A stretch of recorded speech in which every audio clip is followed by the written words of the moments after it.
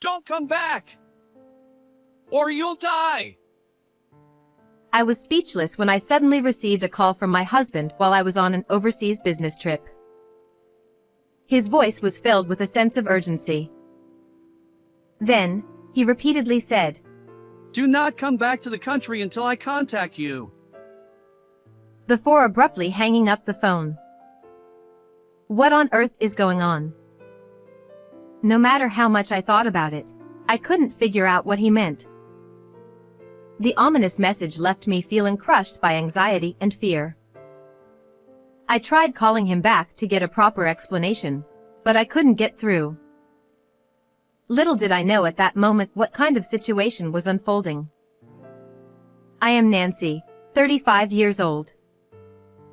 I worked as a technician at a major manufacturer. 5 years ago, I married my husband Jason, who worked in sales for a trading company, and we've been living together ever since. Even though we were often busy and our paths didn't cross much, the time spent with him in the home we built when we got married was the most important thing to me. I often thought about how much fun it would be when we had children. I also dreamed of expanding our house one day to bring our parents to live with us. My in-laws live far away, and since we couldn't visit them often, it was a constant worry for me. On the other hand, my parents live nearby and would sometimes come over to help with household chores, knowing how busy we were. I was always grateful to Jason for accepting their help without any complaints. However, my husband had his flaws. He would say, Work relationships and hobbies cost money. And spent all of his salary on himself. Despite my repeated warnings, he couldn't shake off his bachelor habits. We managed our living expenses with my salary, but since I was also saving for the future, the money I could spend freely was very limited. Then one day, my husband suddenly asked me to pay $20,000. What? Such a large sum of money? What for? I became a guarantor for a friend, He said. but now I can't get in touch with him, so I have to pay. I was shocked that he had become a guarantor without my knowledge, and I turned pale at the amount of $20,000. However, my husband remained unfazed. He then showed me a bank book and said, We can use this to pay. I froze when I saw the bank book. It was my account, where I had been saving little by little each month for when we had children. Wait. You can't use that. I've worked so hard to save it. Why? There's no point in keeping money you won't use. You can't have kids anymore anyway, so it's just wasted money. That's terrible. I was devastated by his cruel words and his mocking laugh. I couldn't stop the tears from flowing, and I was unable to say anything more. It hurt so much to have my efforts and hopes for the future dismissed. Jason didn't care that I was crying. He went into his study and ignored me for the rest of the night, not coming out until the next morning, despite my attempts to talk to him through the door. The next morning, after a sleepless night, I realized I couldn't let my husband have his way. I had to make sure he didn't use that savings. So, after Jason left for work, I went into his study to search for the bank book and card. But no matter how thoroughly I searched the room, I couldn't find them anywhere. Panicking at the thought of being too late, I called my husband, but he didn't answer. Eventually, I received a message from him saying, I'm on a business trip and won't be back for a few days. 3 days later, when I returned home from work, I found the bank book and card carelessly left on the living room table. With a sense of dread, I quickly checked the bank book and saw that all the money I had saved had been withdrawn. How could he do this to me? I was heartbroken and furious, and I couldn't stop crying. Although I had been concerned about his extravagant spending, I had tolerated it because we managed to get by. But at that moment, My patience reached its limit. However, just when I thought we needed to have a proper discussion, I was assigned an overseas business trip. I was entrusted with a major project, and the duration was at least 1 month, possibly extending to 3 months. In addition to my usual work, my days off were often consumed by preparing for the trip. Meanwhile, my husband seemed to be deliberately avoiding me, and there were many days when we didn't see each other at home. In the end, without having the chance to talk things through with him, I left for my overseas assignment. A month and a half later, I was pleased to find that the work was progressing well, and I could return home earlier than expected. During my time abroad, my husband was often unreachable by phone, and our communication was limited to messages. Despite my lingering frustration with him, the pressure of work and the unfamiliarity of living abroad left me feeling anxious and lonely. When I emailed him about my return date, he uncharacteristically called me back immediately. Don't come back yet! Or you'll die! He said urgently. I was momentarily stunned by his sudden outburst. What he told me next was incredibly shocking. Actually, I was away on a business trip for 2 days, and when I got back, the house had been ransacked. Someone apparently broken through a smashed window. What? We got robbed. No, nothing valuable was stolen. But your room was in the worst condition. They said it might have been a crime motivated by revenge. Since the perpetrator hadn't been caught yet, and there was a danger in returning home, my husband emphasized. Do not come back now. Seeing how serious he seemed, I was overcome with anxiety and fear, and I immediately canceled my return flight. Maybe I unknowingly did something to make someone resentful. Being alone in my hotel room, all I could think about were negative thoughts. Desperate to know more about the situation, I called my husband multiple times, but I couldn't reach him. However, when I finally managed to get in touch with my husband, I sensed something was off. When I tried to ask about the house being ransacked, he only talked about work and friends, avoiding the topic entirely. Yet, when I asked if I could return home, he was adamant, saying, Absolutely not. Is the police investigation progressing? How long do I have to stay here? I'm anxious being alone. We don't have detailed information yet. Just stay put until I say it's okay, all right? His vague responses made me wonder if there was something he couldn't tell me. Maybe he already knew who the perpetrator was and was trying to protect me from the shock. With little information to go on, I was consumed with worry. Later that night, I was further confused by an email from my mother. She said my husband had told her that my work wasn't going well and that there was no definite return date. I couldn't understand why he would lie like that, but I continued the conversation with my mother, not wanting to worry her. Still, waiting for updates while being overseas, clueless about what was happening, was pure agony. I decided I had to see for myself what was going on. Unable to bear it any longer, I decided to return to America without telling my husband. The next day, I secretly returned to America and headed straight home. I will accept whatever happens. It will be all right. I reassured myself as I got out of the taxi in front of the house, only to be shocked to find that it was up for sale.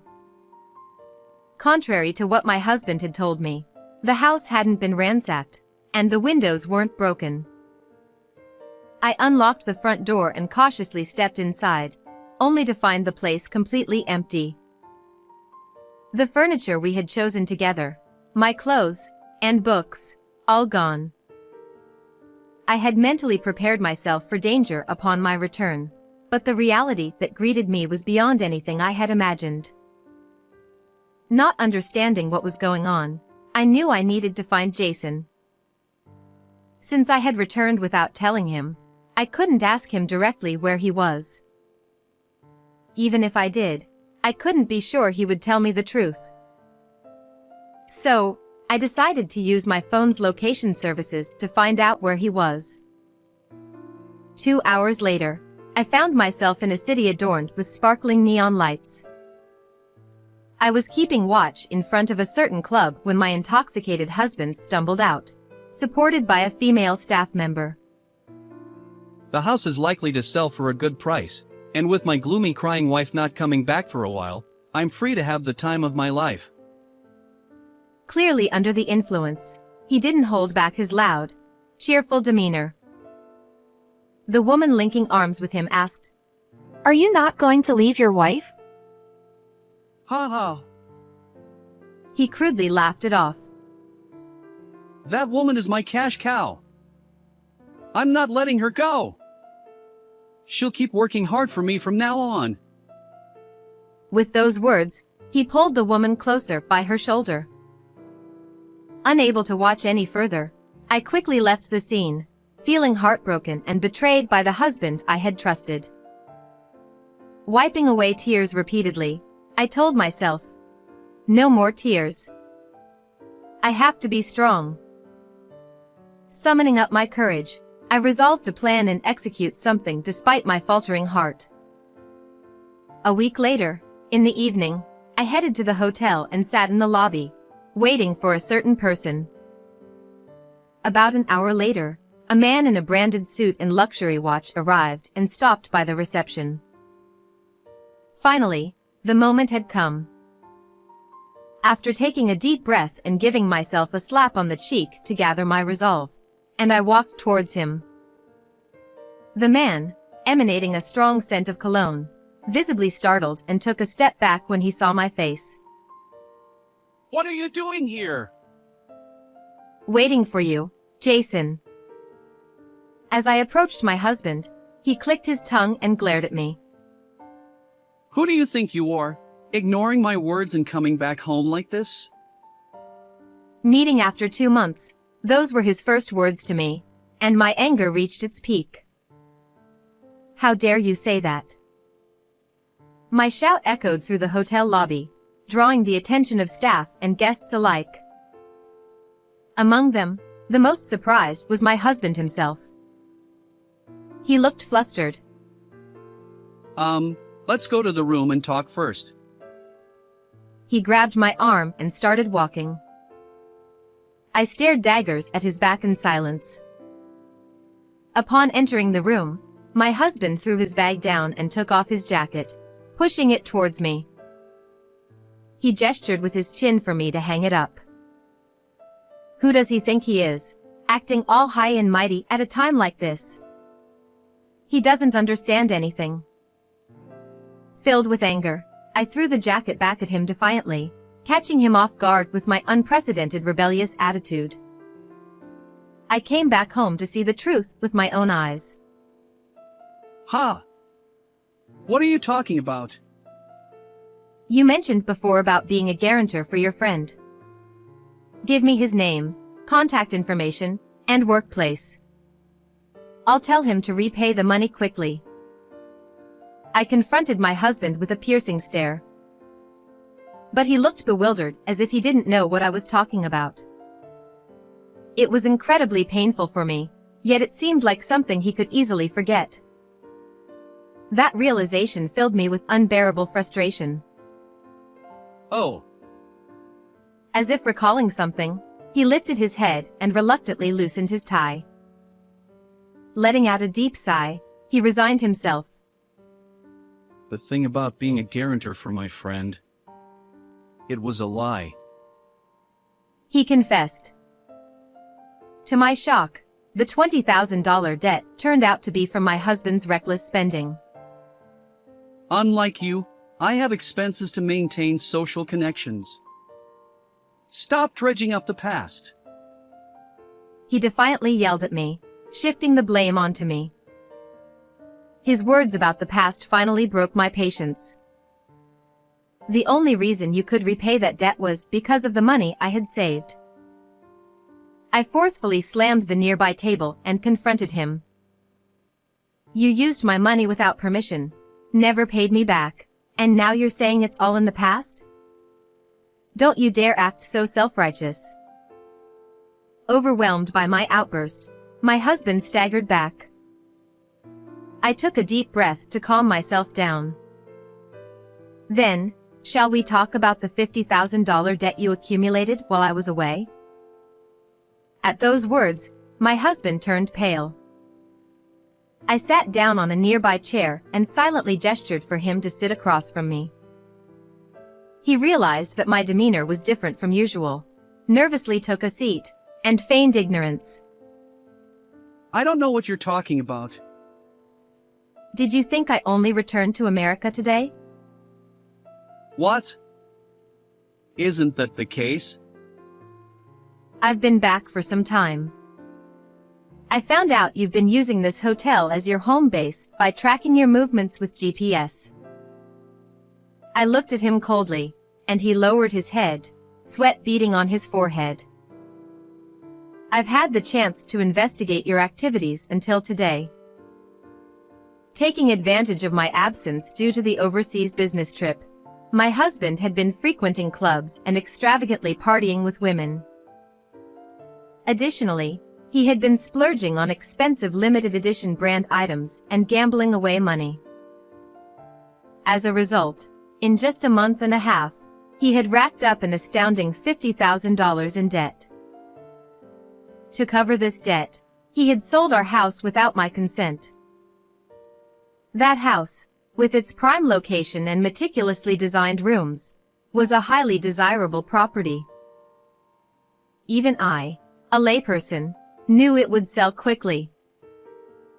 The appraisal of the house exceeded my husband's expectations, prompting him to decide on an immediate sale. However, upon receiving my notification of return, he panicked and lied to prevent it.